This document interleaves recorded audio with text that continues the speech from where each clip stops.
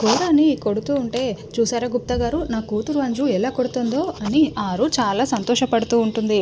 నీ కూతురు శక్తితోనే ఇదంతా చేయుచున్నదా, మా అంగుళికము శక్తియు ఏమీ లేదా అని గుప్తా గారు అంటే, మీ అంగుళికము శక్తితోనే మా అంజు అలా గిరగిరా తిప్పేసి కొడుతుందిలేండి అని ఆరు అంటూ ఉంటుంది.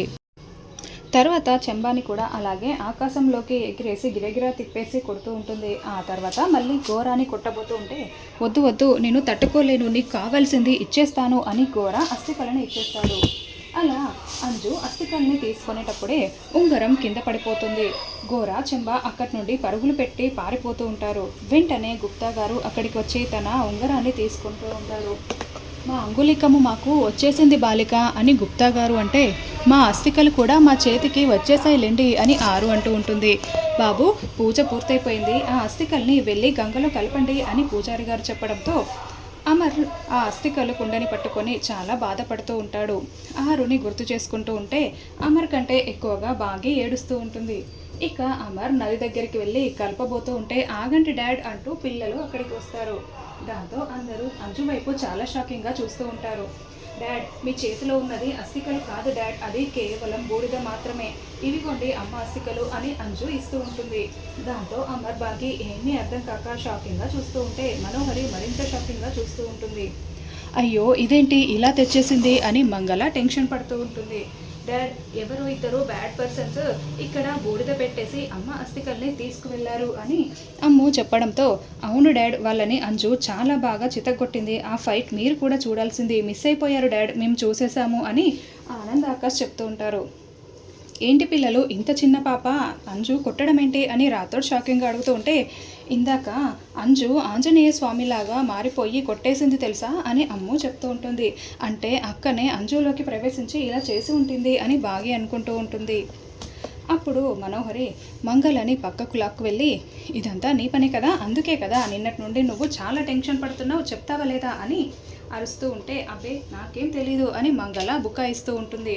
మర్యాదగా నిజం చెప్తావా లేదా, నీ పనే కదా, లేకపోతే ఆ అస్థికలు ఎలా మారిపోతాయి అని మనోహరి బెదిరిస్తూ అడుగుతూ ఉంటే, అంటే బంగారు గాజులు ఆ చెంబా ఇస్తానంటేను అని మనోహరి అని చెంబా చెప్తుంటుంది. చా, ఎంత పని చేశావు, ఇక్కడ ఏదైనా తేడా జరగాలి, అప్పుడు నీ సంగతి చెప్తాను, నన్ను అడిగితే నేను ఎంత డబ్బు కావాలన్నా ఇచ్చేదాన్ని కదా, ఆ అరుంధతి ఈ భూమి మీదే ఉండిపోతే నన్ను ఎలా హింస పెడుతుందో నీకు అర్థం కావటం లేదా, ఏదైనా పొరపాటు జరగని అప్పుడు నీ సంగతి చెప్తా అని వార్నింగ్ ఇచ్చి వెళ్తుంది.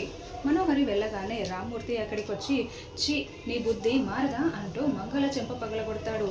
ఏమయ్యా, ఎందుకు నన్ను కొడుతున్నావు అని మంగళ ఏమీ తెలియనట్లు అడుగుతూ ఉంటే, నోరు ముయ్యవే, నువ్వు మాట్లాడిందంతా నేను విన్నాను, కూతురి అస్థికల్ని ఎలా మారుస్తావే, డబ్బుల కోసం నువ్వు గడ్డి తింటూ ఉంటావా, అప్పటికి నీ చేతిలో ఆ సంచి చూడగానే నాకు డౌట్ వచ్చింది, కానీ బాగా నిన్ను నమ్మి పంపించింది కదే, ఆ నమ్మకాన్ని కూడా నువ్వు ఒమ్ము చేసేసావు, డబ్బుల కోసం ఇలా చేస్తావా, అసలు నా కూతురికి ఆత్మశాంతి కలిగించడం కోసం అల్లుడు గారిని ఒప్పించి మరీ ఇది చేయిస్తూ ఉన్నాము, బాగి కూడా మనసు చంపుకొని అక్కని దూరం చేసుకుంటున్నా కూడా ఈ కార్యక్రమాన్ని జరిపిస్తూ ఉంటే నువ్వు అడ్డుకోవాలని చూస్తావా, నా కూతురికి ఆ ఆత్మశాంతి కలగడం కూడా నీకు ఇష్టం లేదా, చీ అంటూ అక్కడ కార్యంలో ఉన్నారు కాబట్టి నేను ఈ విషయం ఎవరికి చెప్పడం లేదు, లేకుంటేనా నిన్ను అంటూ చంపేస్తాను అంటూ చేతులు మెడ దగ్గర పెట్టేసి చీ కొట్టి రామ్మూర్తి వెళ్ళిపోతాడు.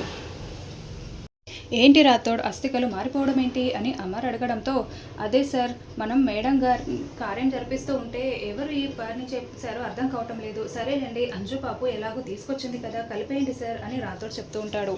ఇక అంజు చేతిలో ఉన్న అస్థికల్ని తీసుకొని అమర్ కలుపుతూ ఉంటే అందరూ మొక్కుకుంటూ ఉంటారు. బాగి చాలా ఏడుస్తూ ఉంటుంది. అలా అమర్ కలపడం పూర్తి కాగానే బాగి, అక్క కనిపించట్లేదు, అక్క అక్క అని అరుస్తూ ఉంటుంది. ఏమైంది తల్లి అని రామ్మూర్తి అడగడంతో, అక్క కనిపించట్లేదు నాన్న అని బాగి అటు ఇటు మొత్తం వెతుకుతూ ఉంటుంది. అయితే ఆరు బాగి, నేను ఇక్కడున్నాను అని బాగి దగ్గరికి వచ్చి పిలుస్తూ ఉంటుంది. అయితే బాగికి మాత్రం ఆరు కనిపించకపోవడంతో అక్క అక్క అని వెతుకుతూనే ఉంటుంది. బాగి, నేను ఇక్కడే ఉన్నాను చెల్లి, మాట్లాడు బాగి బాగి అని ఆరు ఎంత పిలుస్తున్నా కూడా బాగి మొత్తం వెతుకుతూ ఉండడంతో ఆరు మళ్ళీ గుప్తా దగ్గరికి వెళ్ళి పరుగులు పెట్టి వెళ్ళి, గుప్తా గారు, నేను నా చెల్లిని పిలుస్తున్నా కూడా నాతో మాట్లాడటం లేదు, నేను కనపడడం లేదా, ఎందుకు గుప్తా గారు అని ఆరు అడుగుతూ ఉంటుంది. నీ అస్థికలు నిమజ్జనం పూర్తి అయిపోయాయి కదా బాలిక, నువ్వు సాధారణ మానవులకి ఇక కనిపించవు అని గుప్తా గారు చెప్తారు. అయ్యో అని ఆరు బాధపడుతూ ఉంటుంది. ఏమిటి బాలిక, ఇక మా లోకమునకి బయలుదేరదామా అని గుప్తా గారు అంటే, కానీ ఆ మనోహర్ని నేనేమీ చేయలేకపోయాను కదా, నాకు చాలా బాధగా ఉంది అని ఆరు చెప్తూ ఉంటుంది. ఆరు వెళ్ళిపోయిందని మనోహరి చాలా సంతోషపడుతూ ఉంటుంది.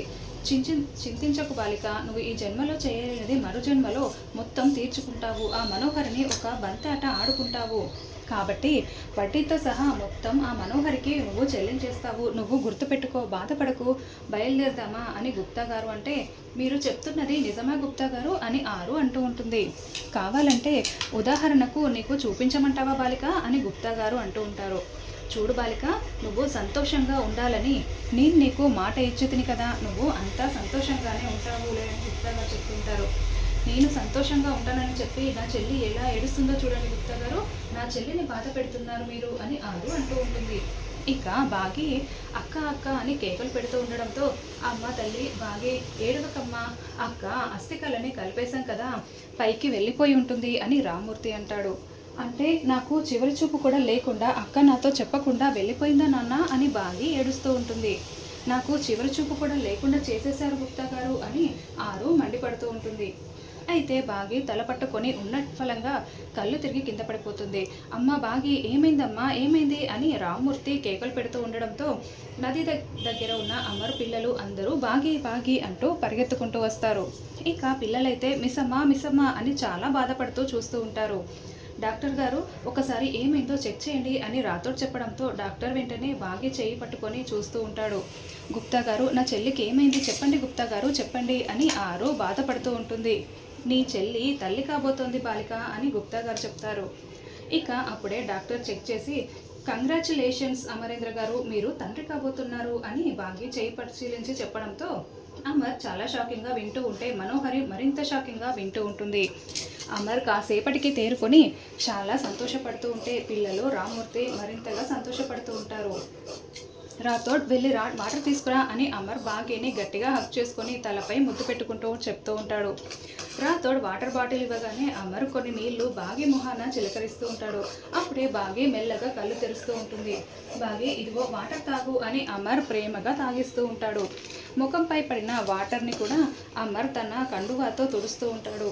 ఇక బాగి తేరుకొని నాకేమైంది అని కళ్ళు తెరిచి అడుగుతూ ఉంటే, కంగ్రాట్స్ మిస్ అమ్మ, నువ్వు త్వరలో తల్లివి కాబోతున్నావు అని రాథోడ్ చాలా సంతోషంగా చెప్పడంతో ఇక బాగి షాకింగ్గా అమర్ వైపు సంతోషంగా చూస్తూ ఉంటుంది. అమర్ బాగి కళ్ళల్లో కళ్ళు పెట్టి చూస్తూ అవును అని తల ఊపుతూ ఉంటాడు. బాగి అయితే చాలా సంతోషపడుతూ ఉంటుంది. అప్పుడే రామ్మూర్తి, అమ్మ బాగి, మీ అక్క మళ్ళీ నీ కడుపున కూతురుగా పుట్టబోతోందమ్మా అని రామ్మూర్తి చెప్పగానే ఇదంతా వింటున్న ఆరు చాలా సంతోషపడుతూ ఉంటుంది. అమర్ బాగి ఆరు ఫోటో వైపు చాలా సంతోషంగా చూస్తూ ఉంటారు. అవునులుడు గారు, అరుంధతి శాతకర్మలు జరిపించడం, ఈరోజే బాగి నెల తప్పడం, ఇదంతా కూడా మన అరుంధతి బాగికి కూతురుగా పుట్టబోతోంది, మీ కూతురుగా పుట్టబోతోంది అని రామ్మూర్తి చెప్పడంతో అమర్ బాగి చాలా సంతోషపడుతూ ఉంటే మనోహరి ఏడుస్తూ ఉంటుంది. అలా ఎపిసోడ్ అయిపోయింది. మరేం జరగబోతోంది ఇప్పుడు? మనోహరి బాగి గర్భం తీసేయడానికి ఎన్ని ప్లాన్లు వేస్తుందో ఏంటో వచ్చే ఎపిసోడ్లలో తెలుసుకుందాం. ఇప్పుడే మన ఛానల్ని సబ్స్క్రైబ్ చేయండి.